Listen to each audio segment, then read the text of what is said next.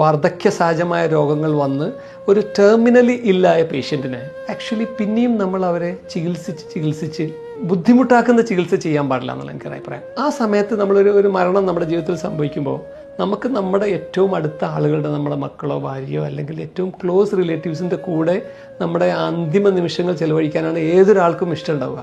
അപ്പോൾ ഒരിക്കലും ഇനി ജീവിക്കില്ല, അയാൾക്ക് മരണം ഉറപ്പാണ് എന്ന് പറയുമ്പോൾ ഞാൻ ചെയ്യുന്നൊരു കാര്യം എന്താണെന്ന് വെച്ചാൽ ഈ പേഷ്യൻസിനെ ഞാൻ റൂമിലേക്ക് ഷിഫ്റ്റ് ചെയ്യും.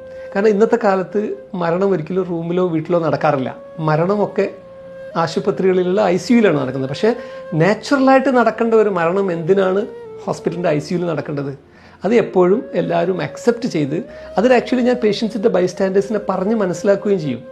വളരെ ബാഡായിട്ടുള്ള കേസ് ആ പേഷ്യൻറ്റിനെ ICUയിലേക്ക് ഷിഫ്റ്റ് ചെയ്ത് അവിടെ നിന്ന് മറ്റുള്ളവരില്ലാതെ ഈ നഴ്സസിൻ്റെയും മറ്റ് മെഡിക്കൽ പ്രൊഫഷണൽസിൻ്റെ നടുവിലിരുന്ന് മരിക്കുന്നതിനേക്കാളും ആ ഒരു ആത്മാവിന് ഒരു പക്ഷേ നന്നാവുക സ്വന്തം റിലേറ്റീവ്സിൻ്റെ കൂടെ നിന്ന് സമാധാനത്തോടുള്ള മരണം. അതാണ് എനിക്കൊരു ഇമ്പോർട്ടൻ്റ് ആയിട്ടുള്ള ഈ ഒരു മെഡിക്കൽ പ്രൊഫഷനിൽ ഡോക്ടേഴ്സിനും മാത്രമല്ല ഈ രോഗികളോടും രോഗികളുടെ റിലേറ്റീവ്സിനോടും പറയാനുള്ളത്. ചില സമയം വരും മെഡിക്കൽ പ്രൊഫഷൻസിന് ഇനി ചെയ്യാൻ പറ്റാത്ത ഒരു നിമിഷം വരുമല്ലോ. ആ നിമിഷം വരുമ്പോൾ നമ്മൾ പിന്നെ ഒരു എൻഡ് ഓഫ് ലൈഫ് കെയർ എന്നാണ് അതിന് പറയുക. അത് എത്ര നന്നാക്കി കൊടുക്കാൻ പറ്റണം എന്നുള്ളത് കൂടി ഡോക്ടേഴ്സും ഇന്നത്തെ ഹെൽത്ത് കെയർ സിസ്റ്റമും അതേപോലെ രോഗികളുടെ റിലേറ്റീവ്സും ചിന്തിക്കേണ്ടതുണ്ട് എന്നൊരു മെസ്സേജ് എനിക്ക് പബ്ലിക്കിനോട് പറയാനുണ്ട്.